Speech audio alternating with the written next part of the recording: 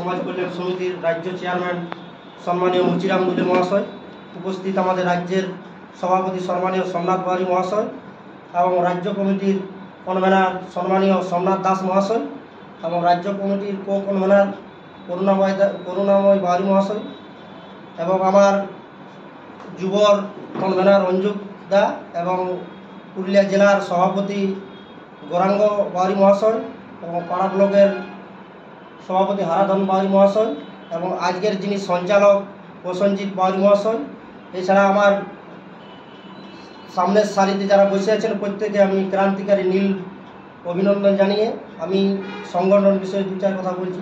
প্রথমে আজকে আমি পশ্চিম বর্ধমান রাজ্য কমিটির যে মিটিংয়ে এসেছি তার মূল কারণে আমি চাইব যে যুব একমাত্র হচ্ছে মেন, যে কোনো সংগঠন বলুন, পলিটিক্যাল বলুন, নন পলিটিক্যাল, একমাত্র যুব শক্তিই পারে সমস্ত অশুভ শক্তিকে বিনাশ করে। তাতে আন্দোলন হোক, বিভিন্ন জায়গায় ডেপুটেশন হোক, বিভিন্ন দিক দিয়ে কর্মসূচি, সমস্ত কিন্তু যুবরাই। যুব আমি বলবো যে আমাদের সমাজের যুবরা যদি আগায় আসে তাহলে আগামী দিন কিন্তু আমাদের যে দাবি দাবা রয়েছে বিভিন্ন দিক দিয়ে ইস্যু আছে আমাদের, যে SC ক্যাটাগরি করতে হবে আমাদেরকে, আরও আমাদের বাউরি সমাজ বিভিন্ন দিক দিয়ে বঞ্চিত আছে, সেই সব বিষয়টাকে আমরাকে আদায় করতে গেলে আমরাকে যুব সংগঠনের মাধ্যমে সমস্ত কিছু। এই জন্য আমি প্রথমেই পশ্চিম বর্ধমান প্রতিটা যে আমাদের মধ্যে পশ্চিমবঙ্গ বাউরি সমাজ কল্যাণ সমিতির মধ্যে অলরেডি 5টা জেলা যুক্ত হয়েছে, তার মধ্যে পুরুলিয়া, বাঁকুড়া, পশ্চিম বর্ধমান আর পশ্চিম মেদিনীপুর, ঝাড়গ্রামের কিছু সংখ্যক আছে। আবার আমরা চেষ্টা করছি রাজ্য কমিটিভাবে নদিয়া, বীরভূম সব দিকে চেষ্টা করছি সংগঠনটা যাতে একটা বলিষ্ঠ আকার করতে পারি এবং পরবর্তী স্টেপে সেলে আমাদের আন্দোলনের কথা হবে।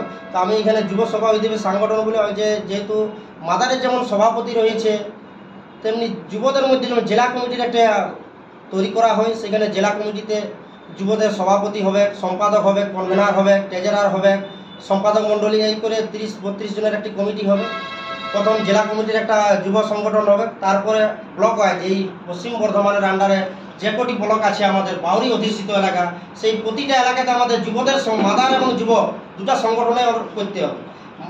মাদার সংগঠন আমাদের ফার্স্টলি প্রায়োরিটি, তার সেকেন্ড হচ্ছে যুব। মাদারের সঙ্গে একেবারে পরিপূরক মাদার এবং যুব, এই দুটা সংগঠন কিন্তু আমরা পরবর্তী আমরা ভাবনা চিন্তা করবো। আমরা রাজ্য কমিটি কথা বলি যে মহিলারাকে সংগঠনের মধ্যে যদি যুক্ত করা যায় তাহলে আরও বেটার, কারণ মহিলারা যদি আমাদের সংগঠনে যদি চলে আসে তাহলে জানবে আমাদের বাউরি সমাজে পুরোপুরি মানে সংগঠন সাফল্যই হয়ে গেল। তো আমরা পরবর্তী সেটা চেষ্টা করব।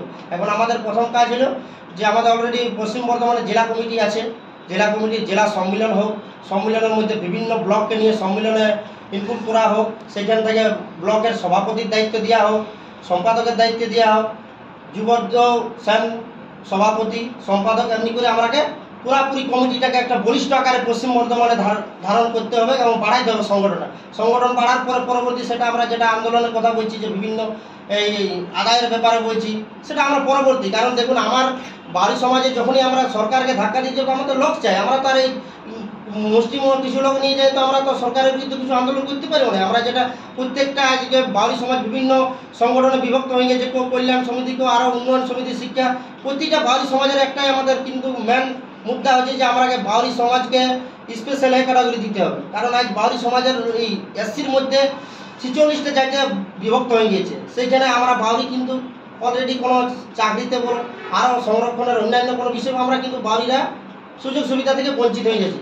যেমন আজকে রাজ্যের সরকার ঘোষণা করে দিয়েছে OBCর মধ্যে OBC ক্যাটাগরি করে দিয়েছে মাইনরিটিটাকে। আজ মাইনরিটিরা প্রচুর সুবিধা পাচ্ছে। আজকে মাইনরিটিতে যে SC OBC ক্যাটাগরির মধ্যে যেটুকু সুযোগ সুবিধা রাজ্য সরকার দিচ্ছে প্রতিটা কিন্তু মহামেডামরা পাচ্ছে।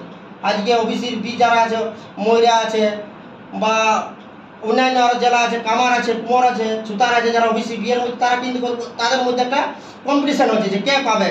সেই আমাদের বাউরিদের মধ্যে আমরা যদি বাউরিরা এই ক্যাটাগরিকে আগামী দিনে দাবিটা আন্দোলনের মাধ্যমে আনতে পারি, তাহলে কিন্তু যদি 10টা সংরক্ষণে 10টা সিট থাকে বাউরিদের সুযোগ সুবিধা, 10টা আমার বাউরি ভাই পাবে। তাতে আমার ভাই পাক বা আমার বোন পাক, আমার পশ্চিম বর্ধমানের কোনো ভাই পাক বা আমার কাকা পাক বা যে পাই ভাই, সবাই কিন্তু ওইটাই পাবে। তো সেইটাই আমাদের মেন মুদ্রা হবে, যে কোনো উপায়ে আমরা আগামী দিন সংগঠনের মাধ্যমে আমাকে আদায় করতে হবে। এটাই হচ্ছে আমাদের মেন মুদ্রা। তার জন্য আমাকে সকলকে সংগঠিত হতে হবে, সংগঠন বাড়াতে হবে। কারণ সংগঠন যেখানে নেই সেখানে কোনো সরকার কোনো ভ্যালু দেবে না। আমাকে এই 2-4টে লোক আমরা বাড়ি সমাজ করে বলে শুধু নিজেদের মধ্যে এইটুকু করা যাবে যে আমরা বাড়ি সমাজটাকে বাঁচায় রেখেছি, আমাদের নিজের সমাজের আন্দোলন করছি, কিন্তু যতক্ষণ না আমরা সংগঠিতভাবে কোনো আন্দোলন করি আমাদের কিছু আদায় হবে না। এই একটা বিষয়। আমি এইখানে যিনি আছেন পশ্চিম বর্ধমানের দায়িত্বে করোনা থাকে, এর আগে আমি আমার রাজ্যের কনভেনার যুব কনভেনার রঞ্জুক দাকে আমি বলেছিলাম যে আমি যেদিন যাবো মোটামুটি একটা গল্প করে রাখবে, সেদিন হয়তো সভাপতিটা আমি ফার্স্ট মানে ঘোষণা করে দেবো। সভাপতি পরবর্তী সময়ে তিনি নিজের মতন করে যুবদের কমিটি গঠন করে নেবে, সম্পাদক মণ্ডলী 16 থেকে 17 জন, আর টোটাল কমিটিতে 31 থেকে 32 জনের একটা যুব কমিটি গঠন করবে। পরবর্তী পর্যায়ে ওই যুবর যারা দায়িত্বে থাকবে তারা পশ্চিম বর্ধমানের যে কটি ব্লক আমাদের বাড়ি অধিষ্ঠিত আছে সেই লাখ প্রত্যেকটা যেমন যুব কমিটি গঠন করা হয়, এবং পরবর্তী সময়ে আমি আরও আসবো। এই বলে আমি আর বিশেষ কিছু বলছি না, কারণ আমাদের আরও দাদারা সিনিয়ররা আছে তারা বলবেন। আমার সকলকে ক্রান্তিকারী নীল অভিনন্দন জানাই, সকলকে ধন্যবাদ জানাই। আমি আমার বক্তব্য শেষ করছি। জয় ভীম, বাঙালি সমাজ জিন্দাবাদ।